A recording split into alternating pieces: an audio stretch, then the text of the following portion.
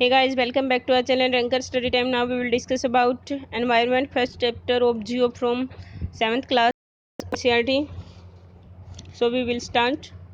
After the long vacation, when Ravi started going to school again, he noticed that the only playground next to his school was dug up. जब काफ़ी लंबी छुट्टियों के बाद Ravi school जाना शुरू करता है तो देखता है कि उसके स्कूल के आगे का प्लेग्राउंड है उसको खोद दिया गया है. People said that a huge building with many flats will be constructed there. लोग कहते हैं कि वहाँ पे बहुत से फ्लैट्स की बिल्डिंग बनाई जाएगी. Ravi was almost in tear. Ravi लगभग रोने लगा when he realized that the big playground with its soft grass marigolds and butterflies is gone forever. जो उनका बड़ा प्लेग्राउंड था जो जिसपे कि मुलायम घास थी, मैरीगोल्ड के फ्लावर्स थे और बहुत सारी बटरफ्लाई थी, वो हमेशा के लिए ख़त्म हो जाएगा. He shared his feelings with his classmates in the assembly. The principal too sadly observed see how our environment is changing. वह अपनी भावनाओं को अपने फ्रेंड्स के साथ, अपने क्लास के दोस्तों के साथ शेयर करता है. असेंबली में प्रिंसिपल भी बहुत उदासी से यह ऑब्जर्व करता है, यह अनुभव करता है कि कैसे उनका एनवायरनमेंट चेंज हो रहा है. In the class Ravi asked his teacher what is environment. Whatever you see in your surroundings said the teacher. Ravi पूछता है कि एनवायरनमेंट क्या है, तो टीचर जवाब देती है कि जो भी आपके चारों तरफ या हर जो सराउंडिंग्स में है, आपके आसपास जो भी है, उसको हम एनवायरनमेंट कहते हैं.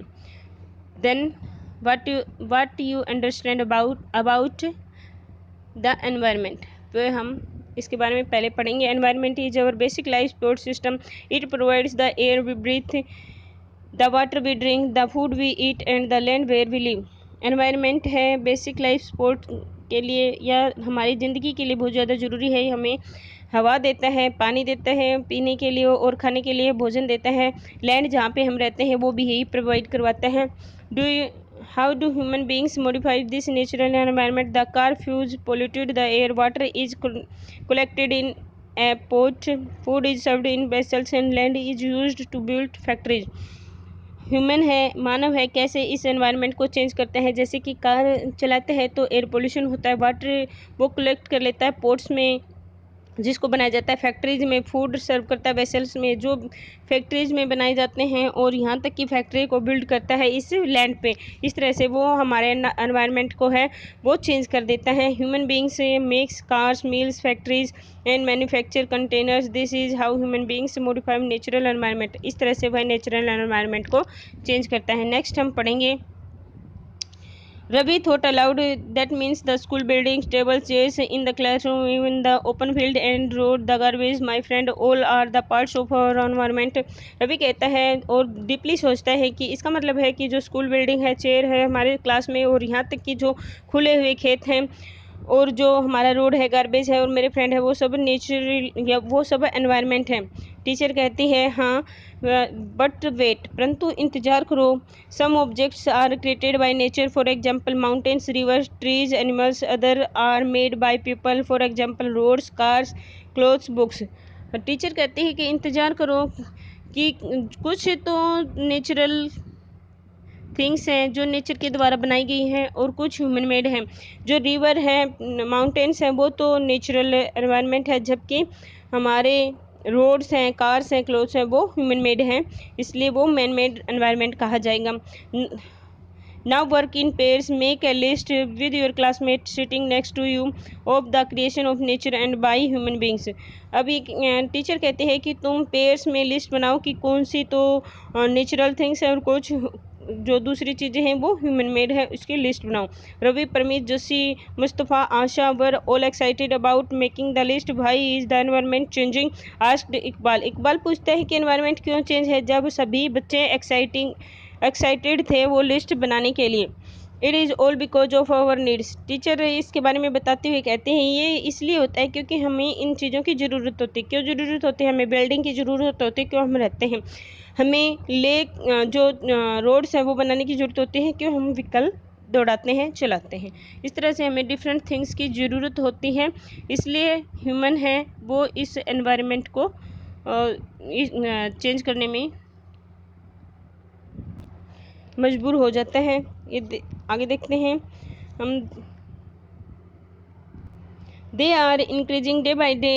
We are therefore modifying and at times even destroying our natural surroundings, the teacher reply। इस तरह से इस तरह की एक्टिविटीज़ बढ़ रही हैं हमारी, इसलिए ही मानव इस नेचुरल फिनोमेना को चेंज करता है और यहाँ तक कि वो इस नेचुरल सराउंडिंग को डिस्ट्रॉय भी कर रहा है, बर्बाद भी कर रहा है नेचुरल एनवायरनमेंट को। अब एनवायरनमेंट में जो ह्यूमन मेड है नेचुरल थिंग्स हैं उनको डिफरेंट पार्ट्स में दिखाया गया है। अब उनको हम पढ़ेंगे क्या क्या है। नेचुरल में है हमारे air, atmosphere, water, hydrosphere, and land, lithosphere, living things, biosphere. ये सब नेचुरल एनवायरनमेंट में आते हैं। ह्यूमन मेड में आते हैं हमारे buildings, parks, bridges, roads, monuments and industries, ये हमारे ह्यूमन मेड में आते हैं। अब ह्यूमन में क्या क्या आते हैं, इंडिविजुअल है, फैमिली है, कम्युनिटी है, रिलीजन है, एजुकेशनल ग्रुप है और ये अदर ग्रुप भी आ जाते हैं जिसमें पॉलिटिकल ग्रुप आ जाता है, एजुकेशनल ग्रुप आ जाता है, उसमें इंडस्ट्रियल भी आ जाता है, इकोनॉमिक ग्रुप बोलते हैं, जो कमाने वाले लोग हैं वो आते हैं। अब आगे हम पढ़ेंगे बायोटिक एंड अबायोटिक। बायोटिक में आते हैं जो लिविंग ऑर्गेनिज्म है, जैसे प्लांट हैं, एनिमल्स हैं, ह्यूमन बींग्स हैं, इंसेक्ट्स हैं, एक्सेट्रा। यहाँ तक कि वायरस हैं, बैक्टीरिया हैं, वो भी बायोटिक में ही आते हैं। एबायोटिक में आते हैं जो नॉन लिविंग है वो। नॉन लिविंग में क्या क्या आएंगे, जो एलिमेंट्स जिंदा नहीं है, जैसे वाटर है, लैंड है, माउंटेन्स हैं, एक्सेट्रा।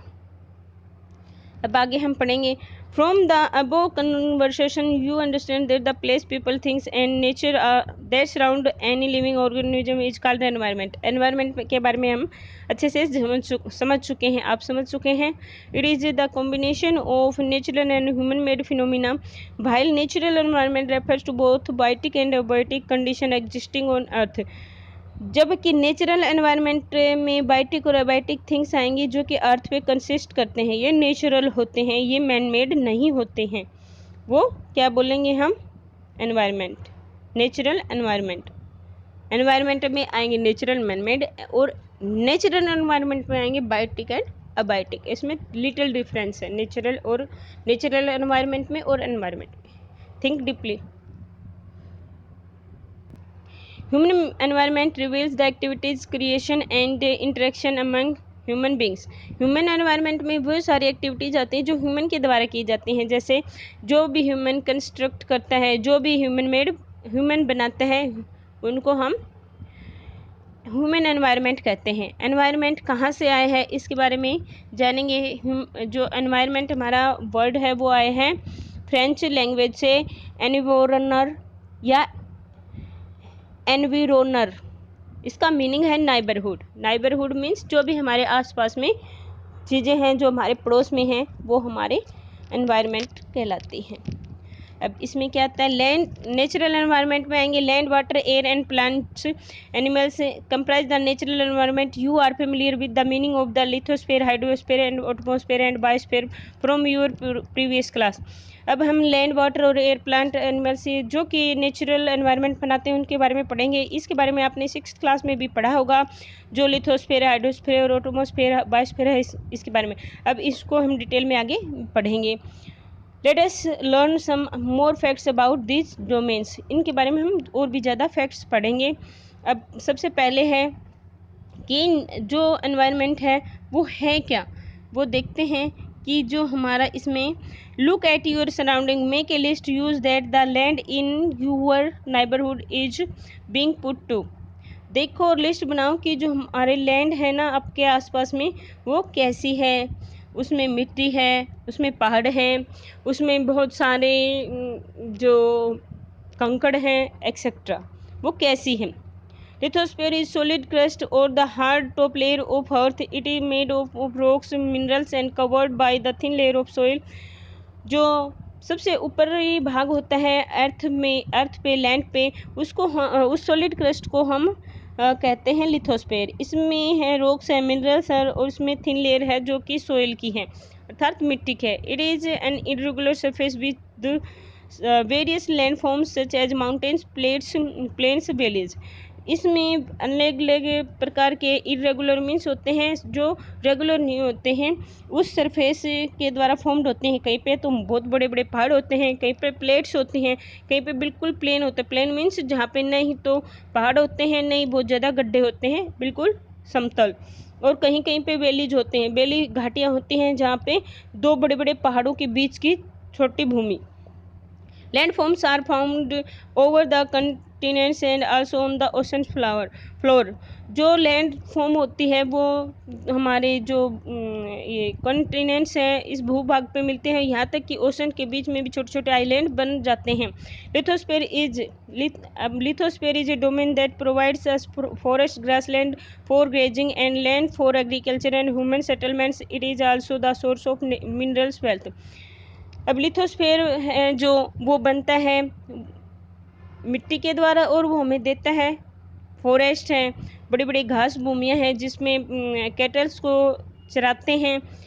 लैंड देता है एग्रीकल्चर के लिए, कृषि के लिए, ह्यूमन के रहने के लिए भी हम लिथोस्फीयर का ही यूज करते हैं। यह हमेशा मिनरल भी प्रदान करता है हमें। मिनरल्स होते हैं जो भूमि के नीचे होते हैं, जैसे पेट्रोलियम है, आयरन है, जो हमारा कोल है एक्सेट्रा, वो सब हमारे मिनरल्स में आते हैं जिसको हम लैंड के नीचे से प्राप्त करते हैं। The domain of water is referred as hydrosphere. It comprises various sources of water and different types of water bodies like rivers, lakes, seas, oceans, etc. It is essential for all living organism। Water जो सभी organism के लिए essential means जरूरी है, बहुत ज़्यादा महत्वपूर्ण है। वो हमें वाटर के द्वारा ही सभी ऑर्गेनिज्म जीते हैं, इसके बगैर ज़िंदगी की कल्पना नहीं की जा सकती है। हाइड्रोस्फीयर में वो सब एरिया आते हैं जहाँ पे वाटर कंसिस्ट करता है, वाटर होता है, जैसे कि रिवर्स है, लेक है, सीज है, एक्सेट्रा।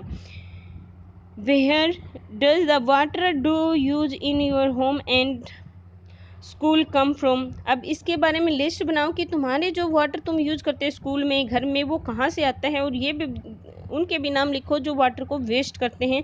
कि कौन वेस्ट करता है, तुम्हारे वाटर को वेस्ट कैसे करते हैं हम।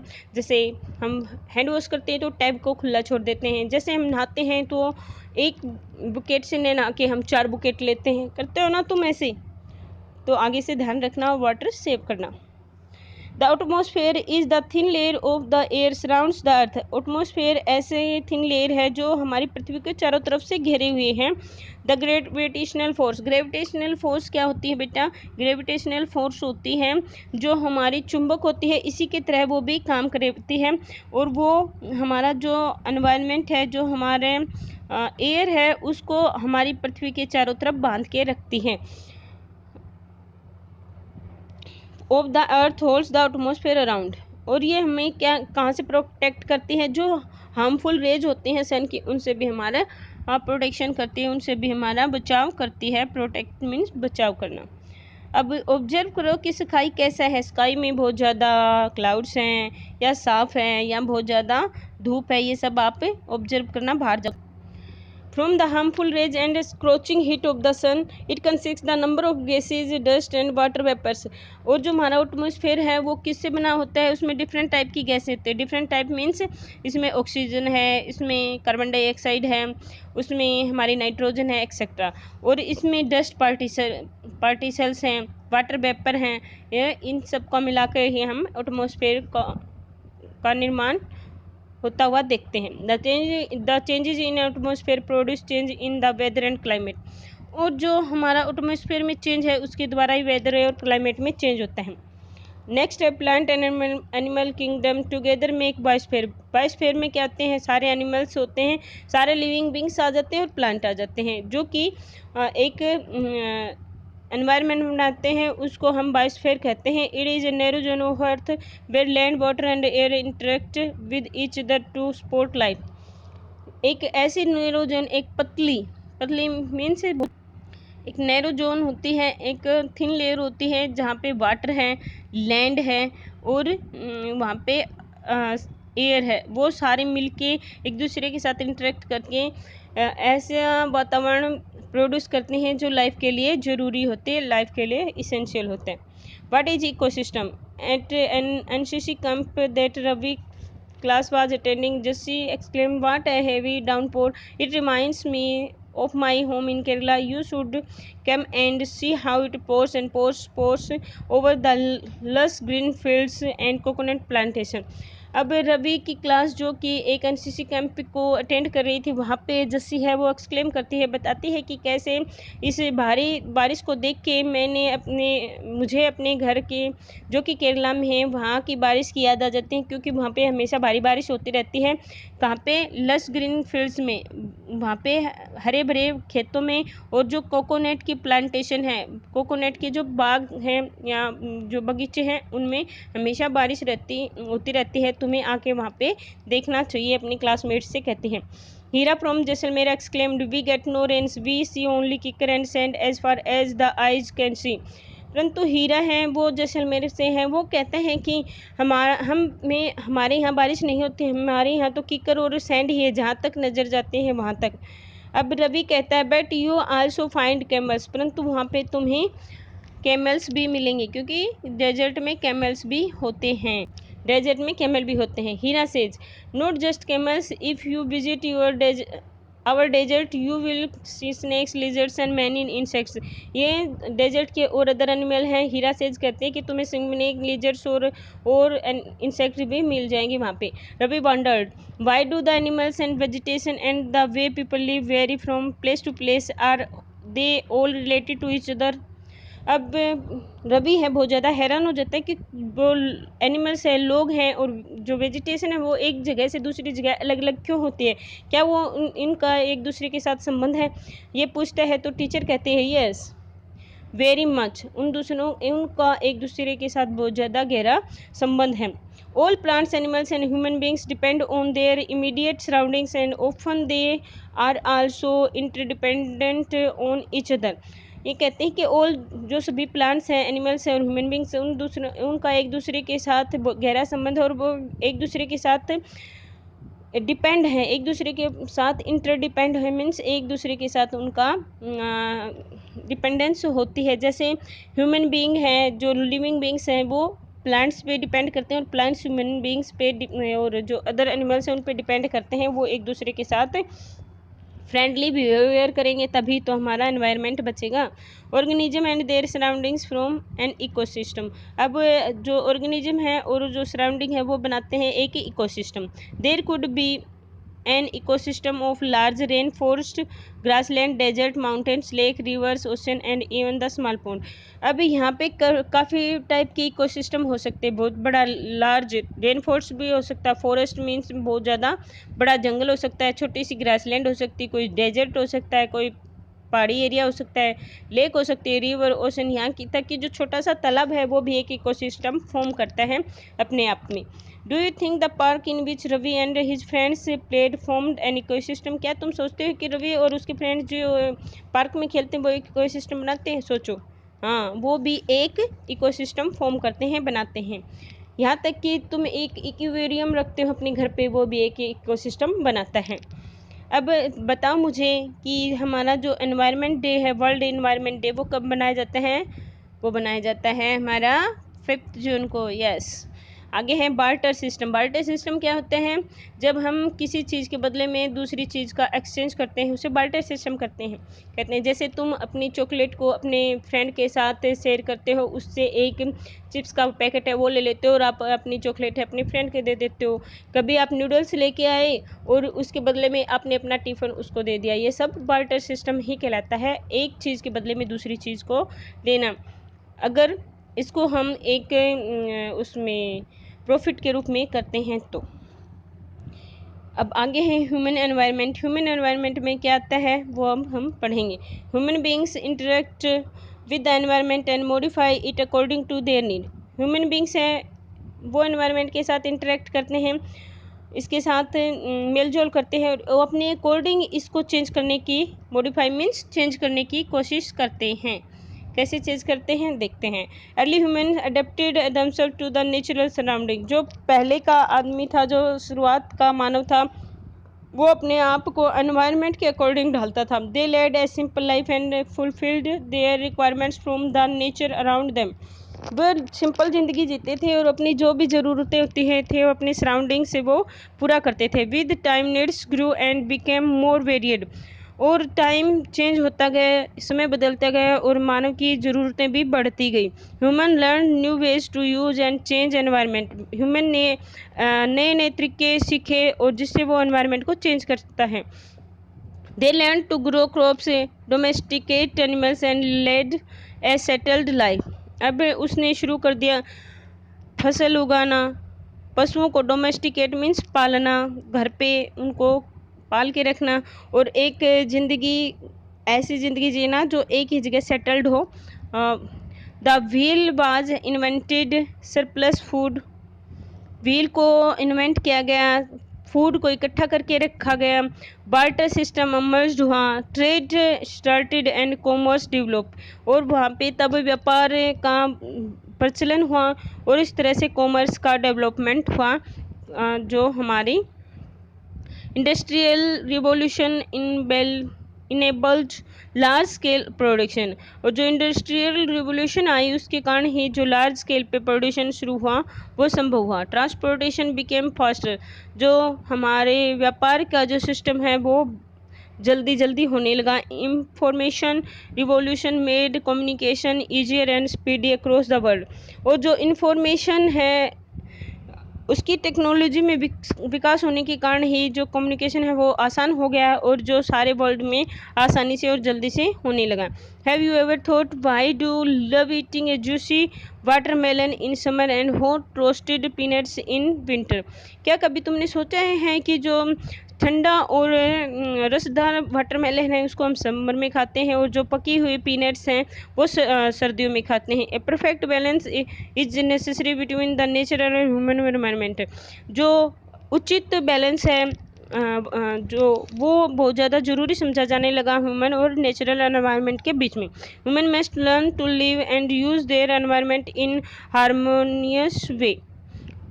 हम मानव को सीखना चाहिए जिंदगी को जीना जो नेचुरल एनवायरनमेंट है उसके साथ हारमोनी करके, उसके साथ उचित तालमेल करके। और वो कैसे कर सकते अब हम इसके बारे में सीखेंगे। Noori, a girl from Mizoram from Ravi's class, often talks about the lush green surroundings of her place. Seeing Ravi upset at having lost his playground, Noori invited him to visit her home state during the coming vacation. Ravi's teacher asked the students to draw the landscapes, houses and activities of the people and places they visit during the holidays. अब नूरी एक girl है मिजोरम से जो रवि के classmate हैं, उसी से बातें करते हुए कहते हैं कि उनके जो ग्रीन फील्ड्स हैं, बहुत बड़े बड़े खेत हैं उनके प्लेस के चारों तरफ। और रवि ये देख के अपसेट हो जाता है कि उसका जो प्लेग्राउंड है वो डिस्ट्रॉय हो चुका है।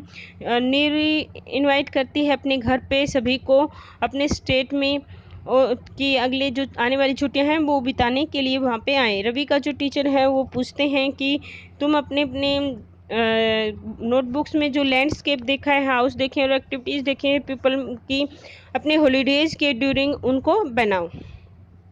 अब हम बात करेंगे इसके बारे में। Talk to some elderly person in your neighborhood and collect information about किसके बारे में? trees in his and her neighborhood when he or she was young age। जब वो छोटे बच्चे थे तब उनके यहाँ पे कैसे ट्रीज होते थे और कैसे सराउंडिंग थी। The indoor games he she played his her favorite fruits at your age।